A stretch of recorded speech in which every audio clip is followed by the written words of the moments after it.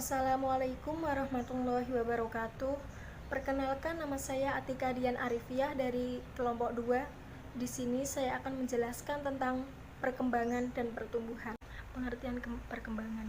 Perkembangan merupakan suatu proses perubahan yang dialami manusia yang lebih mengacu kepada psikis, yakni perubahan aspek mental atau aktivitas yang ditimbulkan sehubungnya adanya perubahan jasadnya.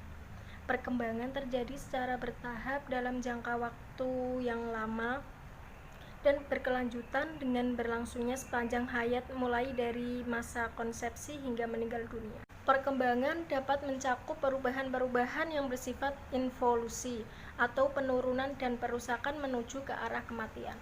Perubahan dalam arti perkembangan lebih berkaitan dengan fungsi waktu dan kematangan biologis sehingga terjadi dalam periode yang lama.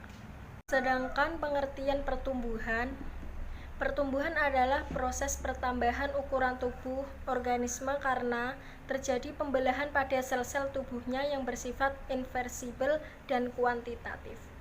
Pertumbuhan juga dapat diartikan sebagai proses transisi dan konstitusi fisik atau keadaan jasmaniah yang herediter dalam bentuk proses aktif secara kesinambungan hasil jasmaniah dan perubahan-perubahan sistem syaraf. Dengan demikian, pertumbuhan dapat disebut pula sebagai proses perubahan dan pematangan fisik. Dari penjelasan di atas dapat dilihat bahwa pertumbuhan itu adalah matangnya fungsi-fungsi fisik seperti bertambahnya tinggi badan atau bertambahnya berat badan dan juga pembesarannya lingkaran anggota tubuh.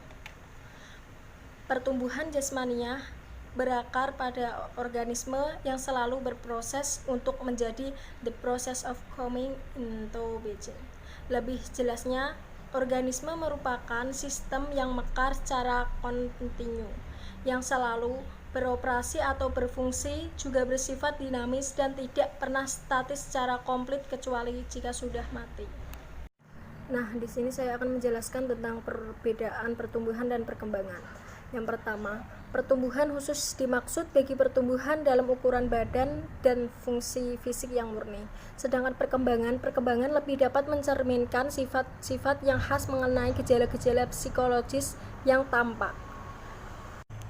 Yang kedua, pertumbuhan pada umumnya dibatasi pada perubahan-perubahan struktural dan fisiologis dalam pembentukan seseorang secara jasmaniah dari saat masih berbentuk konsepsional atau janin, melalui periode-periode prenatal atau dalam kandungan dan postnatal setelah lahir sampai pada kedewasaannya.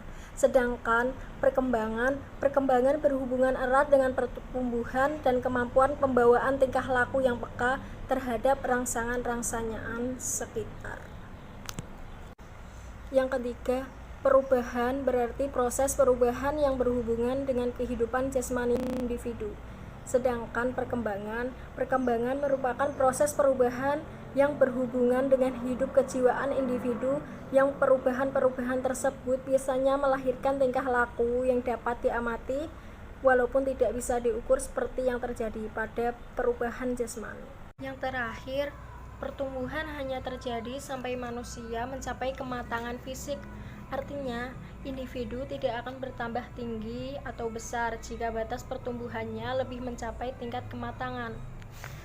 Sedangkan perkembangan akan berlanjut terus hingga manusia mengakhiri hayatnya.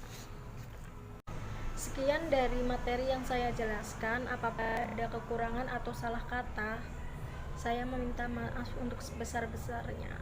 Wabillahi taufiq wal hidayah. Wassalamualaikum warahmatullahi wabarakatuh.